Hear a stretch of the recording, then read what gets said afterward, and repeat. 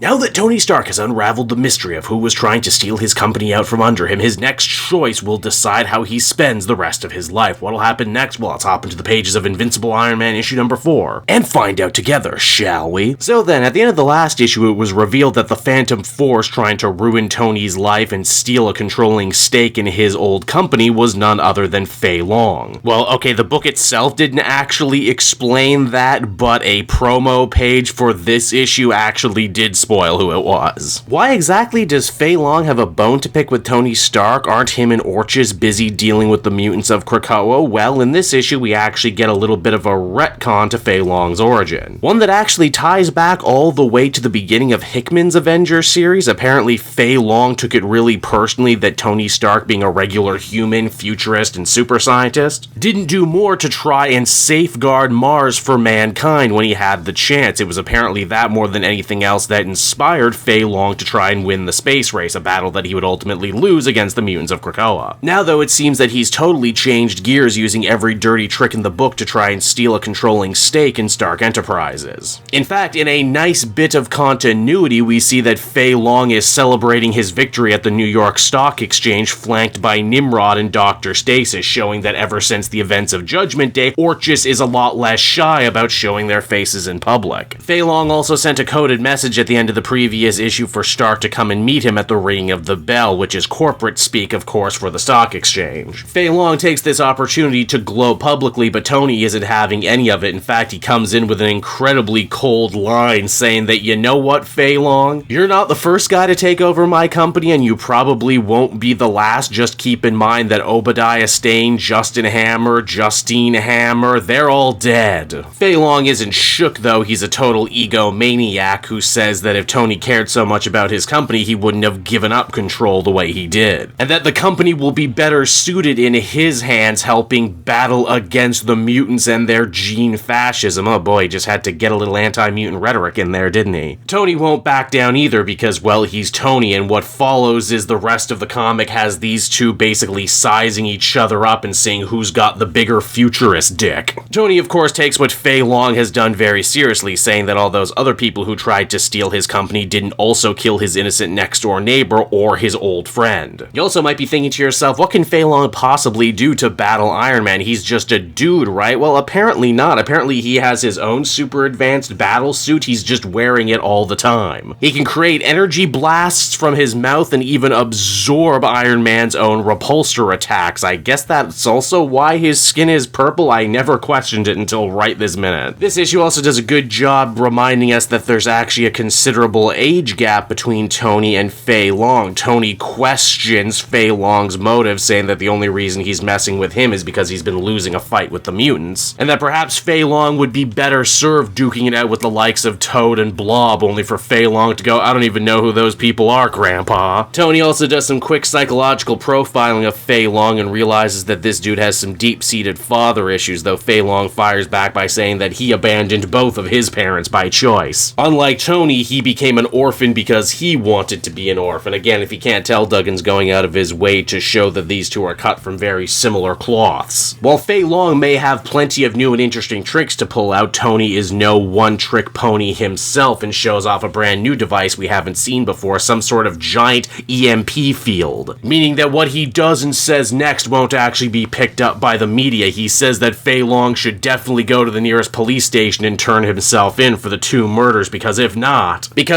Tony is perfectly 100% A-OK declaring full-on, all-out war against Feilong for the rest of his life. And then he breaks his hand for good measure too, just to show that despite all the suits and all the tricks and all the technology, Tony could definitely beat this guy in a fist fight if he would have to. Again, Feilong isn't shook or worried at all. In fact, he's ecstatic to finally have a worthy opponent in his eyes. Also, even though Feilong got what he wanted and now has a controlling stake in Stark's company, that doesn't mean that he's gonna stop coming at Tony from every conceivable angle. Like trying to jam him up with a completely frivolous lawsuit. She-Hulk tries to call Tony and says that Feilong is using his new control over Stark Industries trademarks to say that they and not him actually own complete intellectual property rights to Iron Man. That's a pretty devious play, but Tony is too far away to hear this brand new legal threat because he's flown all the way to Krakoa to try and get a little help from the White Queen Emma Frost. After all, the enemy of my enemy is my friend, right? And if anyone can actually make anything happen on this crazy mutant island paradise, it has to be Emma. And so that was Invincible Iron Man issue number 4, everybody, and this really is a gauntlet throwing down issue. Gerry Duggan is here to say, hey, this is Feilong, he's the brand new Iron Man villain, and this is what we're going to be exploring for probably the next couple volumes. We've certainly seen stories like this in the past where Tony is forced to fight a younger, hipper, more technologically advanced sort of foe, but I like the twist they put with Feilong. He comes from another part of the world. In fact, he comes from a completely different book than Iron Man. He also holds an angry delusion that Tony didn't do enough to protect mankind. I love the idea, too, of Emma Frost becoming a regular supporting character in this series, and in fact, we already know we're going to be getting an Iron Man X-Men crossover, which only makes sense because Gerry Duggan writes both books currently. Overall, very pleased with this series and very excited to see where it could potentially go from here, which is why I would give this one another very positive 8 out of 10. If you've been trade waiting on this one, definitely check this one out.